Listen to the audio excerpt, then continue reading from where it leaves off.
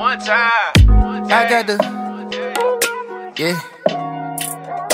I got the, It's that dirty lemonade too. yeah, yeah. I got the, Any with the Minute Man, goddamn. R.B. Lee. I got the bag today. Came up on the side. Welcome to another episode of Opinionated Facts. I'm your host, Drizzle. Today we got another special guest in the building, my man Berran Lee. How you doing today, brother? What's happening, man? I'm doing all right. Chilling. The world is different, like I said before. But we here, we rocking steady, and we standing tall, man. It's a beautiful thing. Okay. So Now you've been real active dropping music this year, despite the coronavirus and everything. You've been real active, but you just recently dropped a song called "Say Their Names." Talk about that. So Say Their Names was perceived from the night before. Actually, the night before I went into the studio to record that, I was at a protest here in Louisville.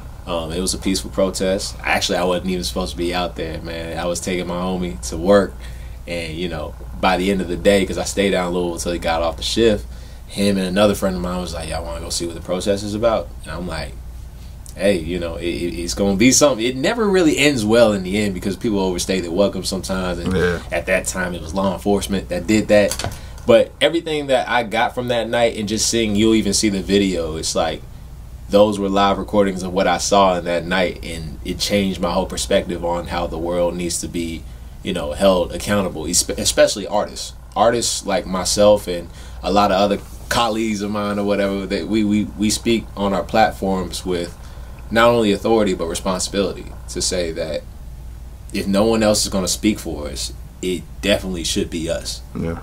Because you don't know what kind of influence we leave on the path of younger generations that'll say, oh, this guy's music is this and that, and it's cool or whatever. But when that time hit and the world seemed dark, he spoke on it.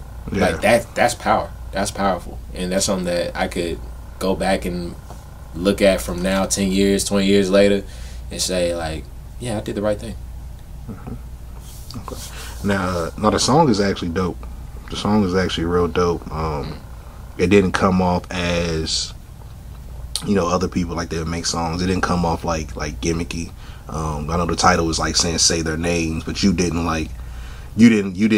make a point to like force their names into the record. You know what I'm saying? Like, and that was out of respect. That was out of respect, just because like it can come off gimmicky at times. Whenever like we lost lives in Hardin County that I wanted to speak on. There was a girl who went to the detention center and somehow ended up, losing her life in one of those cells. So I think I heard about that. Yeah, Gianna. Maybe I'm pronouncing it wrong, but at the same time, just situations like that, even at that time, which was like maybe 2 years ago, I wanted to speak on it, but I also know respect for the family. You don't go into something that you don't completely know everything about by the detail. Yeah. So it's like, if I'm going to speak on it, it's just going to be based on what everyone around me feels, but we're not going to say it disrespectfully. I was raised to believe, say what's on your mind, but say it respectfully. Because the minute you cross that line, it's going to be tough trying to get back to it. It's like it's a touchy subject for a lot of people. I know there are individuals who are for the music that I'm making and those who are against it, because everyone has their own beliefs and consciousness to say, oh, this guy's for the people or this guy's just trying to get views. Yeah. At the end of the day, I'm at peace because I'm saying what's on my mind. Okay. All right. Now that night, was that the only time that you went to the protest? Or So I promised my mom, right, that I would not be a part of it, only because I have a daughter to think about. And, me working for, the situation that I'm in, it's almost as if you're targeting yourself by going out there half the time. That's what my mother made it believe. And at the same time, I was seeing things in the previous protests that would insinuate into riots later on. And one of my good friends, I saw on Instagram, she pointed out one of the individuals who had on a black hoodie and a mask on their face, and they were writing "fuck 12" on a black-owned business. And she was like, "I'm sorry, sir, where are you from?" He said, "Huh?" And just went right back to it and was like, "Sir, what does this do for the cause? Like, you're putting this on a black-owned business how does this help the situation? They was like, you don't understand, they mace me in my face and stuff like that. And it's like, yeah, but we're doing this peacefully. As soon as you go on something that's insinuating a riot, that doesn't, I'm not going to say his complexion had anything to do with it, but he was white, he was Caucasian. And it was to the point, it was like, I saw that and I knew off the bat, like, these are out-of-towners. Yeah. A lot of these people ain't living in that. It's some people that are coming from as far as Ohio to say, hey, Louisville's about to have a protest and it might turn into a riot. You want to be a part of something big? Yeah. And sometimes it's not even for the right reasons. No, that's right. It drives me crazy because it comes back to us as a black community to say, oh, you know, they're messing up the neighborhood. It's not just us, though. Yeah. If anything, we're the ones that... I come from a pro-black family. Both my mother and my father. And to the point where I just got off the phone saying, like, I'm about to do these interviews and protests this week, and it's about to get real political on my end, which is more than I'm used to. It comes back full circle to say what's on your mind, say what's right, but also speak of the things that we don't talk enough about coming together as a black community when it comes to these events and protests.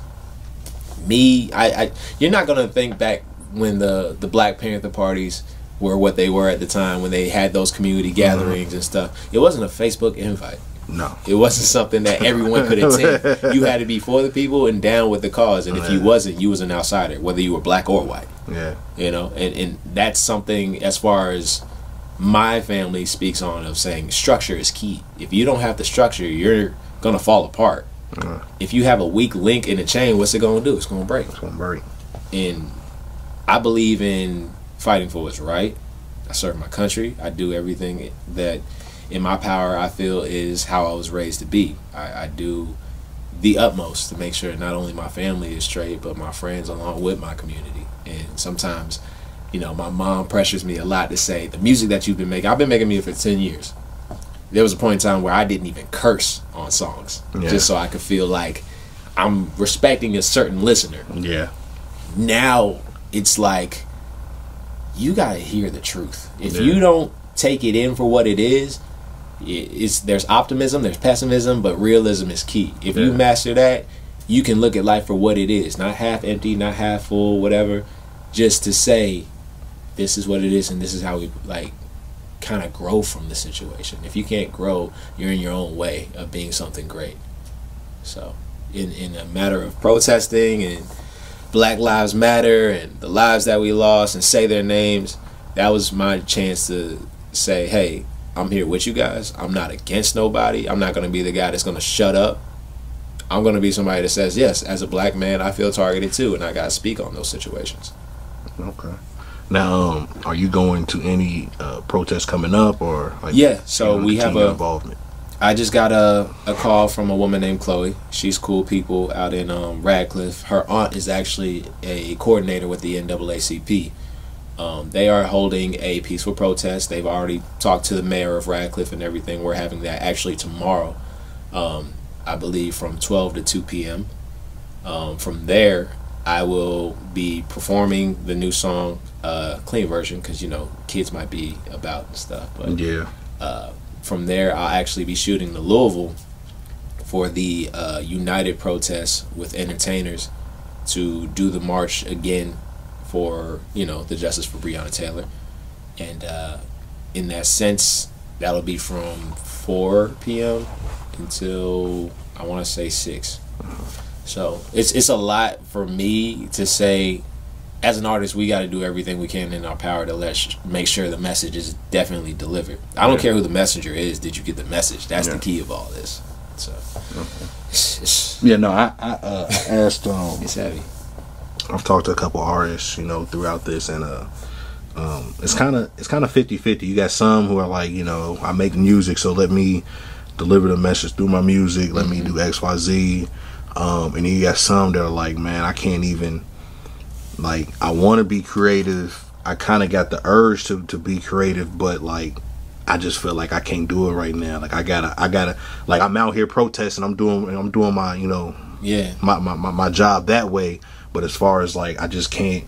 Like, they can't really get in the right mind to make music because they so focused on what's going on, and they at every protest, they at every, you know, rally, they at every event, they talking to everybody that they can. Like they're using their reach to reach people and besides just using their music, right? And I'm the same way. I feel like if you make music, I feel like that's how people know you. Not saying you got to confine yourself to like be like I'm just an artist, right. But like use your platform. What I'm saying? It's like what's going on with the basketball players now. You got some of them that are like they don't want to play because of what's going on, and I'm like, man, like if y'all really want to talk about it, that's gonna be your time to talk about it because everybody's gonna be watching y'all. And I'm glad you spoke on that.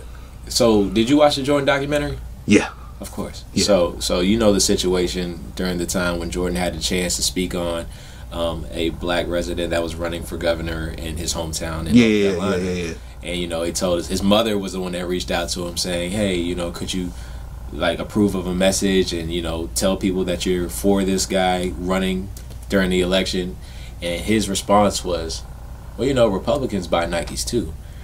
And something about that, it didn't shift my mind to change how I looked at Michael Jordan, because Michael Jordan is Michael Jordan. Yeah. But it was something to say, he's a basketball player. Yeah. At the end of the day, win, lose, or draw, he's on the court. He leaves it on the court. Nothing else. And that's what he said. He was just like, I don't know nothing about politics. Like, I just want to hoop. But even now, fast forward to now, he just donated $100 million to like schools that are speaking about the injustice of like. And he did donate to that campaign too. Yeah. So he obviously he knows he's in a position now, basically compared to then. I think he wasn't even at the peak at that time. He was just trying to get a shoe deal and keep it like that. He wasn't trying to piss nobody off. He just wanted to hoop. I mean, Kobe kind of did the same thing because I remember years ago, Jim Brown was mad at Kobe because he felt like Kobe wasn't doing enough as like a black athlete. Like he felt like Kobe needed to speak up and be more into it. But it's kind of like Jordan in a way, so it's like it's almost like, not saying I don't get it, but I'm focused on hooping. Like, Kobe had like this feng shui philosophy about speaking on things without speaking directly about it. Yeah. And that was the difference between him and Jordan. Jordan is like, it is what it is. Yeah. Kobe is like, we gotta fight for what's right, but at the same time understand that everyone has a right to fight. I was like, all right, bro, I get it, Kobe. This is why you're dope. This is why you're dope as a person. It's like that commercial with Kanye. Same beast, like, different animal. Yeah, he's like, what the does that mean? He's just like, what the fuck does that mean, Kobe Bryant? What the fuck does that mean, Kobe Bryant? Yeah. You're welcome. I was like, and how historical that moment was because it was Kanye West of all people. Exactly. But it's like, and then like just comparing the Jordan situation to now where you got people in the news where LeBron will speak out about the injustice of black people and everything that's going on alongside Kaepernick and everything like that. And he gets told to shut up and dribble. Yeah. Okay, now we're all up in arms because now we're being told how to be, as black athletes, not to support each other or not to speak on the hurt that we as African Americans in America deal with every single day. Facts. You whether you're in a work environment, whether you're in the comfort of your own home, whether you're driving down the street to your homeboy crib and you see a red and blue light thinking, oh shit, this might be the day I lose my life. Shit like that is why I made the music I make, especially that song in particular, because there's so many things that I've seen where I've come to the conclusion like, yeah, the law enforcement is a system that was not necessarily made to protect black people. No, it protects the Constitution. Exactly. Yeah. So in that sense, where how well do you know the history of police? Where in the times of slavery, the police were the police in order to police the slaves that got away and bring them back to whatever farm or plantation they were at. Yeah. So police officers, they police a situation whenever something goes out of whack. It makes sense, but it's also like times change, people do too, but some people are still in the ways of saying this is what it was made for, we're gonna stick to that. And the thing with police brutality, how it's such a fatal situation now, like I watch I think Hassan Minaj, something like that, he has something on Netflix where it's like daily news and stuff. Yeah, I know you're talking about. Yeah, so he was speaking on police brutality where I'm like, oh, I'm all in, let's hear it. And he was speaking to somebody who was once with the law enforcement, and they was breaking down the training of a police officer, where you have 8 to 9 hours of training where you're de-escalating like a situation and making sure it's calming down and you can talk to somebody and, you know, just have one of those moments where you can actually be there for that person. Yeah. The other 129 hours of that training is combat, using weaponry, and using aggressive force. Yeah. 8 hours to 129 hours. This is why we are living in the situation we're living in, because they are trained to look at us like a potential threat, and the potential threat being like, you got to see, in order to be a police officer, to see your own life not being taken or someone as a threat, you got to de-escalate a situation before it even becomes a situation. You got to catch it beforehand. But that's so fucked up for us, where it's like, I'm some 17-year-old kid scared for his fucking life because the world is seeing black kids getting shot every day, where it's like, I just want to get my wallet. Just don't move. Yeah. And the thing is, what baffles me is like, you got more gadgets as a police officer than Batman. Yeah.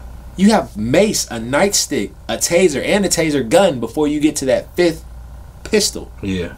Like that 5th weapon that you use to defend yourself because you're afraid of your life. You're scared for your life.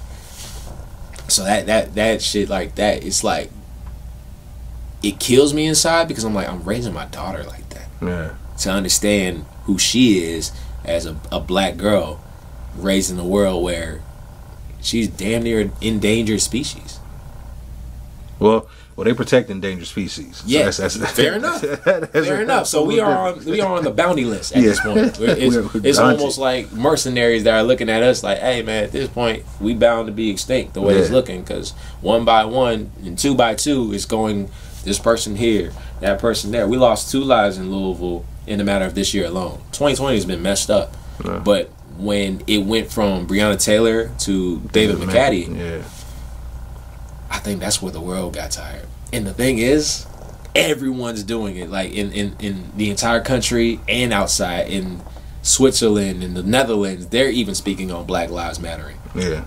And it's like, just the series of events. COVID-19. It's almost like we get a little too much love. You know what I'm saying? You got NASCAR getting rid of the Confederate flag. Baffling. It's like, where'd this come from? It's like, I fuck with it, but it's like, all right. Somebody said, what was his name? I don't remember his name.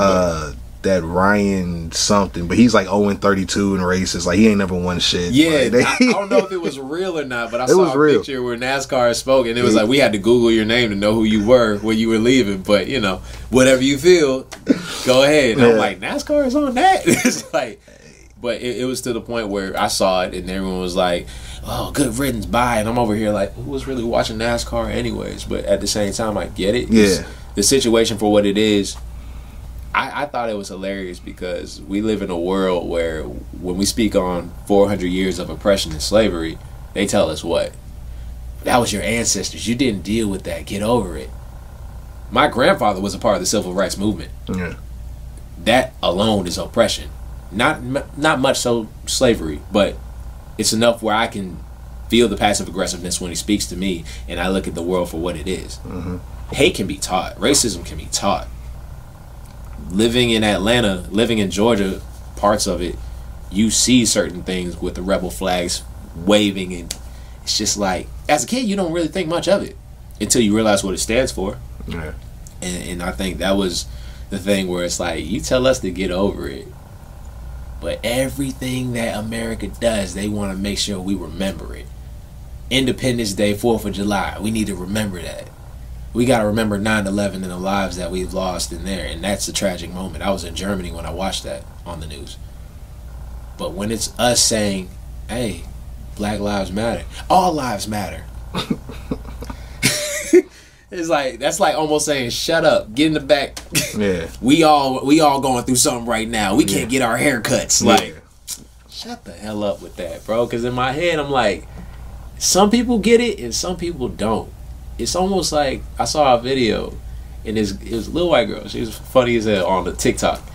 She was like telling her friends or whatever, we're gonna go help this house that's burning. We're gonna help this house that's burning down. Lives could be at stake. We gotta help them. And someone was like, well, what about my house? Yeah, I've seen that. He was just like, well, what's wrong with your house? It's just like, nothing, but it needs attention too. All houses matter. Like, when something is at stake and a life could be lost, and it's a matter of life or death, yeah, Black Lives Matter. And I tell people all the time, I got mixed friends who feel like, you know, it's like, I don't want to have to choose a side. I want to feel proud to be white and proud to be black. And I'm like, it's not necessarily me telling you to pick a side and stay on it, but understand that's no different from saying all lives matter. Yeah. But all lives can't matter until the one that's in danger matters first. Yeah. That's like the first response. You got to answer that call.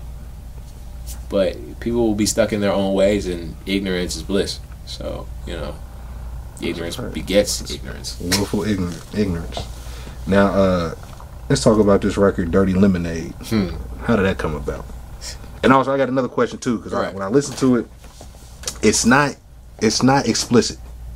Well, what I'm saying, the lyrics, on streaming, it's the clean version. It's the radio version. Yeah, you're gonna like this too, man. It's so the verse that I used, quarter till 11, you was talking all that shit. I'm gonna pull up on you quick. That was written in 2015. I wrote that when, weird enough, I met who would later on to be my kid's mom. I was that guy that wrote stories of what I was dealing with, and it was factual. Okay. So even now, I write to beats all the time, but I stow them away. If you go through my phone, it's basically like Drake with the BlackBerry. You're going to be pretty much coming up with hits left and right for a minute. And I think I'm up to like at least 800 different verses, hooks, and whatever. It's not full solid songs, but I can go in my bag whenever I hear a beat in the studio. And like, say the last studio session I had was for a compilation with Bread Boy, and they hated me because I literally went in 5 tracks in a row. It's like 8-9 people that are trying to record. I'm getting on every single song because I got nothing but ammo. Yeah. To the point where I've been doing it so long, I can look at you and be like, let me hear what you got. Okay, here's what I got. And you have no choice to say, yeah, you need to be on this song compared to me. Yeah. But yeah, with Dirty Lemonade, it came about, I found a concoction. I thought I did, but it was already there and still subconsciously. Hennessy was something I was not always on. I've never been somebody who, in high school, it was Ciroc. Diddy made me want to be a Ciroc boy so bad.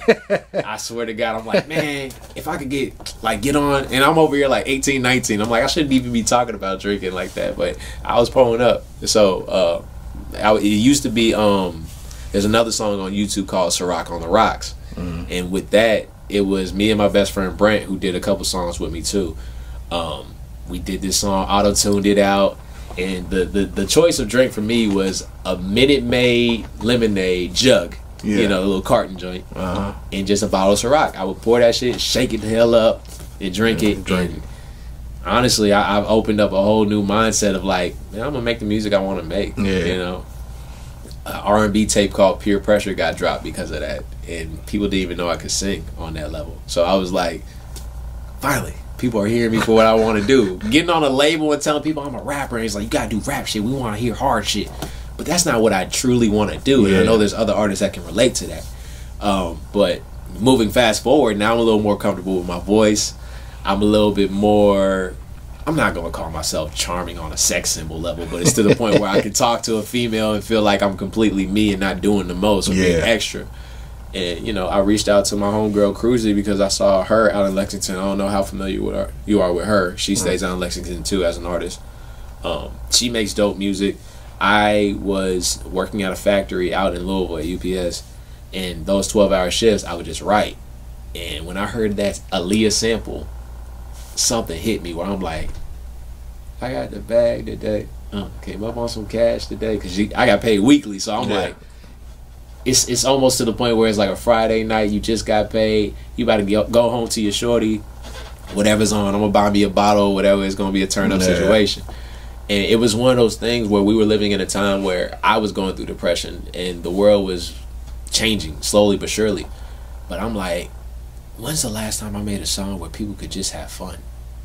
And it's almost like you backtrack with Cold Story, and it's like, oh, these hoes ain't know us, but we stole them. And everyone's like, oh man, Berran's hard. He's this hardcore dude. And I'm like, but that's not what I want to be known as. Yeah. I'm gonna give you the variety pack, you know. Yeah. I'm gonna give you the love songs, the hardcore shit, the smoking with the niggas type shit, and the hot box freestyles, and everything for what it is just past experience. I don't believe people should categorize themselves when it comes to music to say, I make this kind of music. No, music is a mood. Whatever you feel for that time being, speak on it and put it on wax, because you never know who's listening to be like, oh yeah, he's in his bag with that. Yeah. You know? So, yeah, but nah, Dirty Lemonade is just lemonade and Hennessy, really. And it calms my nerves. Not gonna call myself a functioning alcoholic, but I was literally playing ball yesterday on a pickup game on some Dennis Rodman shit, just hitting layups or whatever, like half turn. And I'm like, yeah, it's alright, man. Because I am a nervous wreck half the time. Yeah. Where my life is so stressful, not just as a dad, but someone who is going through what he's going through on a day-to-day basis, where I'm not that athletic until I can calm myself down. And when you get to that space and that headspace to feel like I'm just chill enough to try whatever, and I feel like it's going to go smoothly, it's a breeze after that, because then it's like you're in your own zone, you're in your own rhythm and pattern. So I've been telling people all the time, people's like, man, you turn into an alcoholic. I was like, do you realize how many artists out here are making... Chris Brown, for instance, Yeah. after the Rihanna situation and everything for what it was, he made a song called Pass That Blunt. First of all, oh no, Let the Blunt Go. Let the Blunt Go. Yeah. Chris Brown was at the point where he was performing in front of thousands in arenas and shit. Yeah. And he's just like, man, fuck it. It sparks up a blunt in front of everybody. And we're like, oh, this is not the same kid that we're used to. Oh no. But it's also He turned him up. taking the route of saying, I'm going to make the music so everyone else can be on that journey when I'm transitioning into something that I'm more comfortable with. Yeah. I'm making dirty lemonade, and you probably see me with a lemonade. I got Gatorade today, just because last night was cool, but it was a long night. Let's put it like that. But yeah, sometimes you just gotta put it on wax so people can have a better understanding on where you're coming from.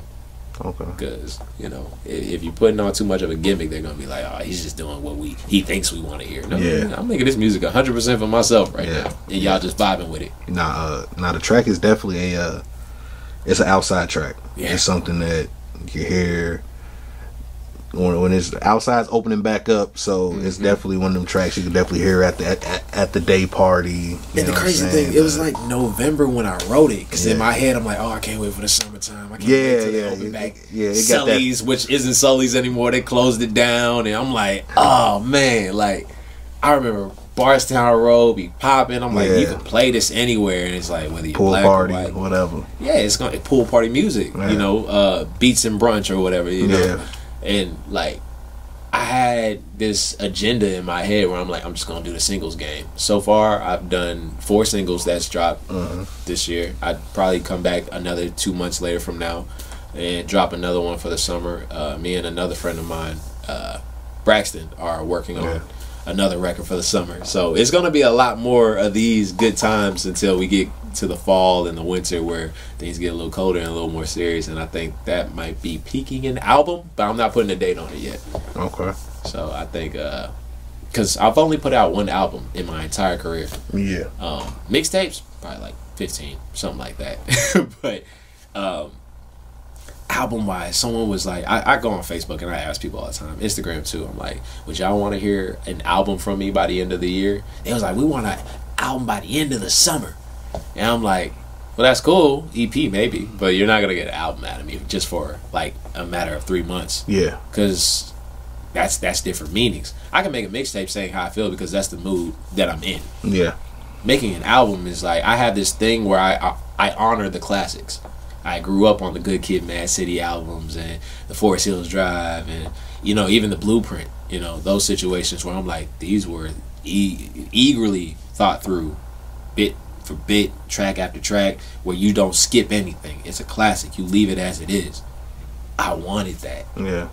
And I think the problem with the first album was like, I was trying to base my sound off of what I liked rather than what am I about as a person. J. Cole was heavily influenced on me, where I was telling stories that, you know, he was telling his life story, and I felt like I could speak up on those things because it was cool at the moment. And I felt like having songs like Three Fathers where I'm explaining having a father, a stepfather, and another stepfather, and they were all good dads but terrible husbands, where I'm picking up traits. You know, shit like that, where I still get brought to the side by some like MCs and OGs and be like, man, go back to that conscious rap you was doing, man. You can. It's like, I'm gonna get in that bag, but it's not gonna be on your time. It's gonna be on mine.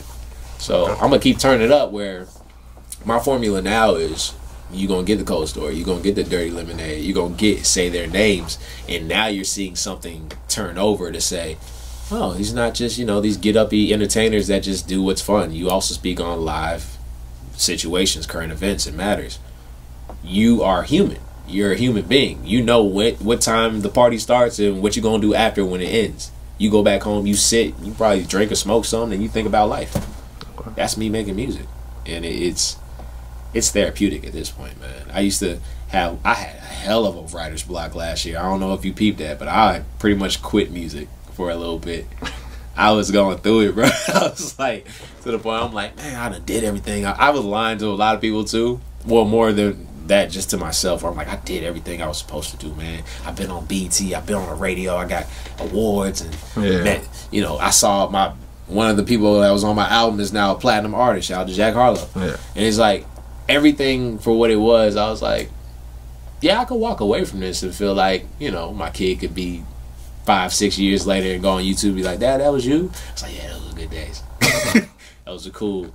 But I'm about to be 30 in like 3 years. Yeah. And you know those things that creep up on you where you look at the whole decade of you being in your 20s and you're like, did we do enough? Yeah. Are we doing enough? Yeah. Let's keep going. Let's see where that goes. So, thus, making the trip to Louisville, I told everybody. It's just like, I talking to my homie Gio, who's a dope artist too. He was like, man, you come to Louisville, man. Like, I think you're going to like it here, man. It's real relaxing. It's going to take your mind off a lot of things, man. You'll love it. I was like, I feel that. But here's the thing. I'm on a mission when I get up here, man. Yeah. I'm ready to work. Just up here, just to be up here. Yeah, I give it a year or two, man. And I tell people, like, Louisville's the last stop as far as Kentucky goes, because after that, I don't really want to live anywhere else in Kentucky. No, I completely understand. Yeah. Completely understand. And both sides of my family, my biological father and my mother, both sides of their family lives in Atlanta. So a lot of people hear me say that, and it was like, so technically you're from Atlanta. Yes and no. Atlanta's home every time I touch down, but I don't want to be that face in the crowd to say I'm an Atlanta rapper. That's not what raised me. That's not the place that brought me up. I've only stayed there for 2 years while my mom was deployed in Iraq. Okay. After that, you know, it was Fort Knox, and I'm like, this is temporary, right? This is Kentucky is at that age. It's like 2004. I'm like 10 years old, going into the fourth. Well, I don't remember fourth grade what age that was, but you get what I'm saying. Yeah. And it's just like, it's either gonna make me hate this place or I'm gonna end up calling it home. I think that's a lot of people that end up out here, like, that's a fact, who aren't born and raised. But nah, Kentucky, I think it's just, you know, I wear the Kentucky versus everybody shirt because I feel as though, especially now more than ever, we have a voice and people are listening to it. And that's not just with music, but with politics and, you know, with the injustice and corrupted systems that we're dealing with on a day-to-day basis. Now it's hitting home in our backyard. You know, it's like, it's revolutionary. And to the point where I'm like, I can be proud of being from Kentucky because we're one of the few people that fought back instead of like rolling over and feeling like, you know, they don't care. They don't care how we feel about it. No, we're going to make sure that they care because they're still protesting outside right now. Yes, they are. They're active. Man, it's like Martin Luther King did boycotts for 381 days until they actually, you know, let him through. And like the thing is, the disapproval of Martin Luther King was by 75% all over across the board because they were tired of it. And this was after Malcolm X was assassinated. So it's almost as if, like, even when you try to do right, his last quote before he I don't know if it's his very last quote, but one of the things is, he said, I fear I led my people into a burning house. Because he didn't know if what he was doing was for the righteous cause to make people understand that they have a power in their voice, but they're also walking into harm's way by doing that. There's going to be accountability at cost. Lives lost. Children losing their parents. All of that was a factor. But then again, that's also being black in America. So It's bittersweet. It's bittersweet. Yes. Now, before we get out of here, bro, Yeah. I've seen on your social media over the past year, you've said that you feel like you are the best. This always gets me in trouble. You feel like you are the best. You dig what I'm saying? And like I said, I listen to. I don't listen to everybody because it's like a multiverse of rappers now from Kentucky. Like it's a lot you of can them. go outside and he rap, she rap. Oh they man, rap. you go to a certain block in Kentucky, you Yes. might not even know a rapper, but they run all in rap. that street, that block. Exactly. It's like, So it's a multiverse. I call it a multiverse of rappers now. It's a that's a plethora. good way to put it. A plethora. Yeah. A plethora of rappers. Yeah. I've seen you say multiple times that you feel like you are the best. I still don't bat an eye when I say it, but Yeah. it's just only because I was groomed into that factor of feeling like I never back down from a challenge.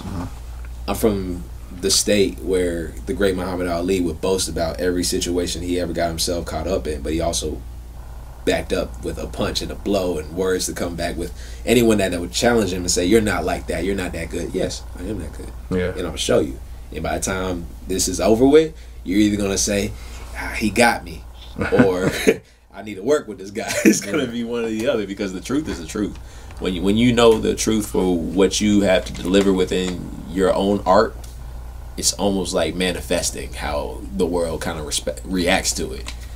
And I think I could put it into the universe. I grew up going into 15, 16, going up to managers and stuff that was dealing with rappers, and I'm like, yo, you need to sign me because I'm about to be the next one. And they just like, yeah, all right, whatever. And when they didn't listen to me, I used to make Facebook Fridays and do freestyles every single week and tag 100 of my Facebook friends where they like, oh man, he's still going, he's cold, he's hard, he's this and that. And now it's like, I think the consistency is why I say I'm that good, and I do claim to be the best, because you're never going to see me in a time where I'm not working on the next step. You're not going to see me lose my... It's like Kobe almost. Kobe was always in the gym. Even when he was talking to Iverson, he's like, hey, we finna hit the club. What you finna be on, Kobe? The gym. Straight face. Like, that's me. I lived in the booth from 17 up till 22. From that, because Lincoln Trail, Radcliffe, Kentucky was my home of living in the studio. Because I had an engineer. I had 3-4 engineers that would come in weekly and be like, hey, you ready to work? Albums, mixtapes, singles, whatever. We was putting them all out. And it was to the point where, yeah, I was like, man, I'm in the studio so much.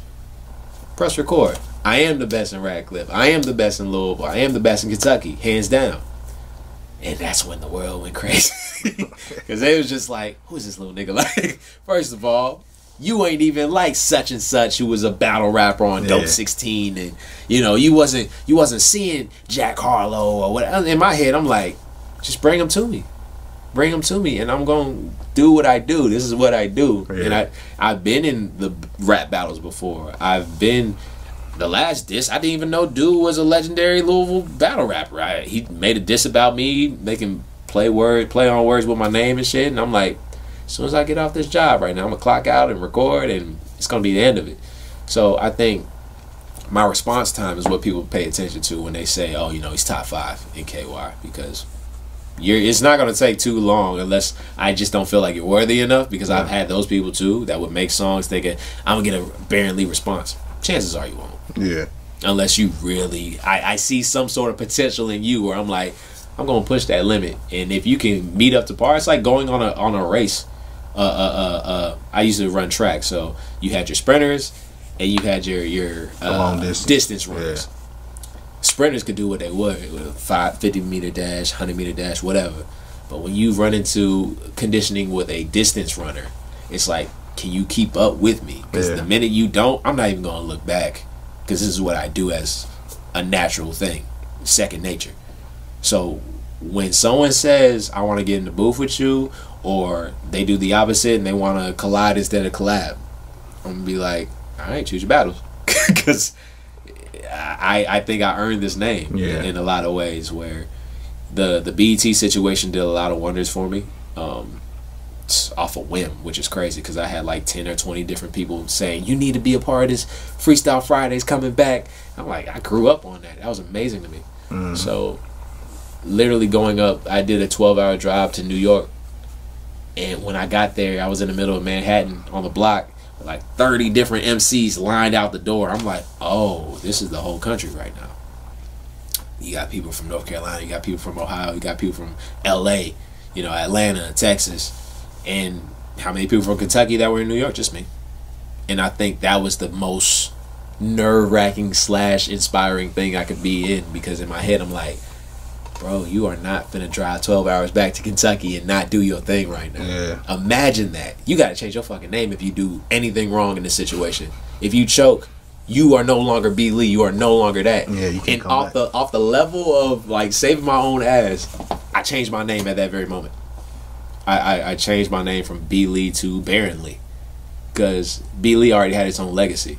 It wasn't a great one, but it was enough to say, you remember that B. Lee guy that did an album and got like 100,000 views on the YouTube, whatever? Yeah. So he choked on BET. Like, could you imagine that? So I'm like, if anything, I'm gonna fall this on the government. This is gonna go first name, middle name.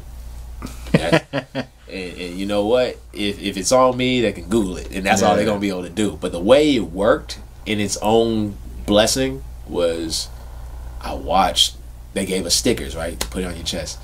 You're number 7. I was number 7 out of 35. Yeah. The first 6 people went in and came back frustrated, crying, getting irritated, because there's some Hollywood shit now. Like, when you walk in, it's like they got you. First of all, you're supposed to be on a YouTube type channel. Yeah. That's all we knew. We was going on BET's YouTube channel. As soon as the executive producer comes in, he's like, y'all ready to be on national TV?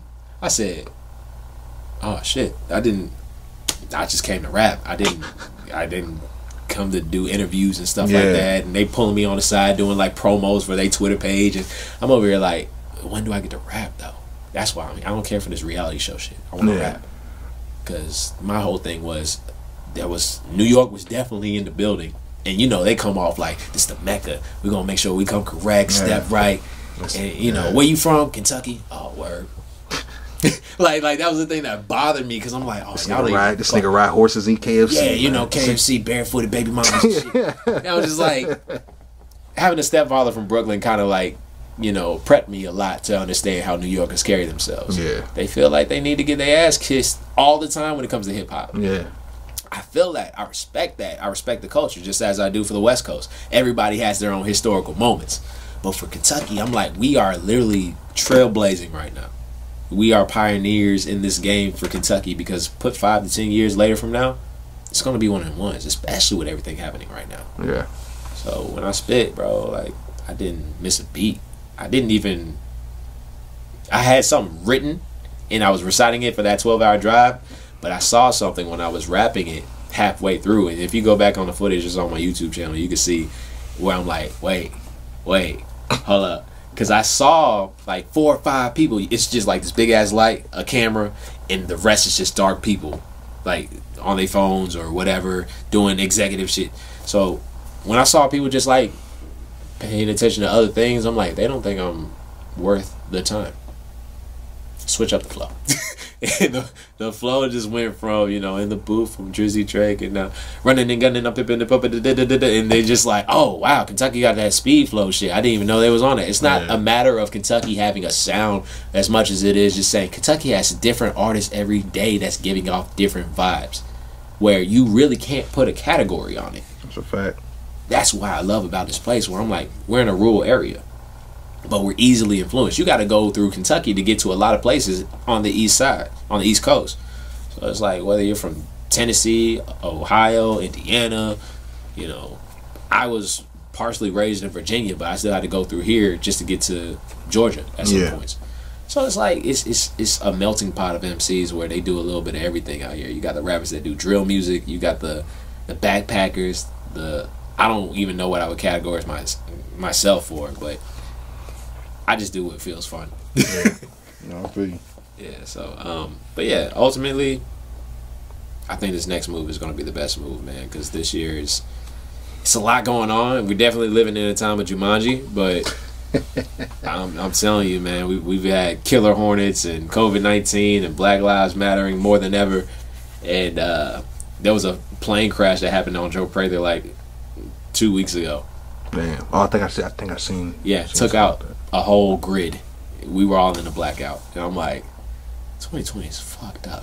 Just like that was me just sitting there with like no AC, no lights, and nothing. I'm just like, the fuck 2020. What do you want? Like, what do you want? You took away these seniors. Like, I feel bad for high schoolers, man, because they would never experience that. Yeah, I mean, hey, they got to graduate from the crib. Yeah, man. I'm like, man, you remember senior skip day and that we had senior sign where it was like, man, the field party where you spray paint each other's shirts. I didn't do none of that shit, bro. I did that like twice. Man, I didn't like my school. You know what I'm saying? Yeah. So I ain't like. So I liked a couple people I kicked it with. You feel me? But other than that, I was like, bro, I'm not going nowhere for y'all to spray paint me, and I ain't skipping school because I don't want to hang out on you niggas. So if I skip school, I'm gonna just stay home. But I might as well come to school and go to sleep. So my senior sign was in Radcliffe for North Hardin and John Hardin, even though I was from Meade County. In my life, I tell people all the time, it was like, what was it like going to Meade County? I was like, you ever watch Everybody Hates Chris? And he was just like, what are you talking about? I was like, 2 black for white people and 2 white for black people. That's basically what it was for me. Until I realized I can rap. And they just seem to like work on both sides where it's like, this is ours. This is, this is something, y'all didn't have this before. It was like Drake going crazy. It was just like, but like I would go every weekend to either Fort Knox at the youth center or chill with my people in Radcliffe. And I think that was like something I took pride in because that childhood was lit, man. The house parties, the girls, all that shit, man. We was just having fun. And all my people used to hype me up as wingman and talk about this is B. Lee. He's up next, he's got to be. I'm goofy as hell at this point, naive as shit, not knowing no better. I just know I can rap my ass off. But they definitely gave me. I claim Radcliffe because they gave me the confidence I didn't even know I had. So being in Meade County, I told people, I'm gonna be the best. You'll see, but I didn't have the confidence to back that up just yet. Okay. Radcliffe is like, people were pulling me to do shows in Pittsburgh and St. Louis and places like that where I'll talk to people who are like 10 years older than me. And I'm like, who you came to see tonight? And he's just like, oh, we here to see such and such. They local around here. They up next. I'm like, all right, you going to want to stick around and watch me. You going to want to see what's next. And he's like, boy, ain't nobody trying to see you, whatever it is and that. I used to give off like 110% energy. I don't know what it is now compared to then, but Wiz Khalifa was like the best performer at one point, where his energy was almost rock star level. So I'm over here shirt off, throwing water bottles, spraying it and shit. I was wilding. So at the end of that night, I remember that same person was like, ain't nobody came to see you. Oh, this type shit. She came to me. She was like, I owe you an apology. I'm like, oh, really? How did that work? And it's just like, you came to me and I just thought, oh, that's a little ass kid. Because I'm like 18, 19 at this point. She probably like 24, 26. She was like, but when you was rapping, you was like a grown ass man. Yeah. I'm like, it's like Shazam almost, the way the power just shifts off a little bit differently. You don't even realize your own entity of being like taken seriously from those who are watching it. It's like magic at work.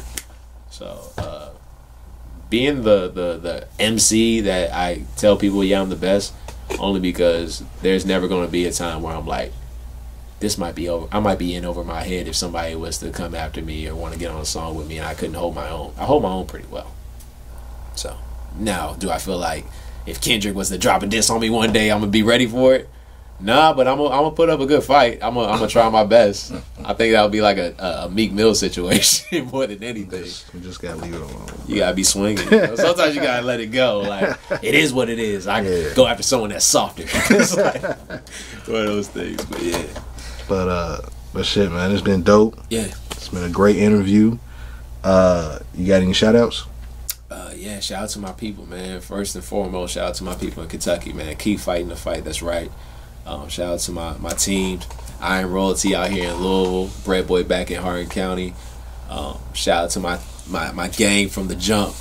Gimme Gang, what up Zach, what up Jay, Dontre. Yo, we doing a lot this year. It's gonna be crazy, and I'm smiling because y'all don't even know what's in store as far as music goes. But it's probably gonna be the best year you see me ever commit to music. I'm better than ever. So. Shit, like I said, bro, it's been a dope interview. Shout out to my daughter too, love you, baby. But that's right. All the time. But like I said, I appreciate you pulling up. You feel me, knocking it out. Talked about everything. You feel me, from music to the protest to, you know what I'm saying, why you think you're the best in the state. You feel me, and let me make that clear too before we say anything. Just because I say I'm the best doesn't mean you can't approach me of saying, can we work, or I'll give advice. And I feel like I'm still a nice guy. I like to think of myself as that. So I never want to come off as this cocky asshole who just has his nose up all the time. I mean, you could do that. I could do that. But I'm like, if you say you're not that good, I'm be like, peasant. But it's just like in a situation where you're like, I want to learn something from you, man. Yeah. Would you pass the torch to me? Probably not. But at the same time, I'm still running my race. I got my blinders on and I'm focused. I'm not at the finish line yet. If anything, the marathon continues. So you get that. But yeah, like I said, man, feel free to hit me on my Instagram, Berran Lee. I got a website, berranlee.com. Anybody that feels like they need to reach out or even want me to listen to their song, I'm all ears, because that's all anyone's ever given me when I first started was a listen, and it all starts with a listen. So I'm here if you need me. Alright, well shit. It's been another dope episode of Opinionated Facts, and we out. You can find me with the wicked stone on my wrist. When I come around, I'll chalk up the fist. We don't do the peace sign, all my niggas piss. Say my time coming, I can feel it in the mist. Till then, we'll be drinking in the cliff, reminisce. What's a life for a life? Black man living in the world with a hustling, doubling up twice. Every day I fight, and I can't breathe, the grip tight. Man, I fear for my life every night, seeing red and blue lights. Blue lives matter, is that right? But the pistol got me aimed on sight. Where the fuck is your wife? Where the hell is your kid? Praying to God you make it back safe to the crib. Where the hell is your taser? Pull out the mace. I'd rather take that to the face than to leave this place without kissing my daughter goodbye. Oh, he feared for his life. That's a motherfucking lie. The streets don't love us, police don't either. Coronavirus making you scared to catch a breather.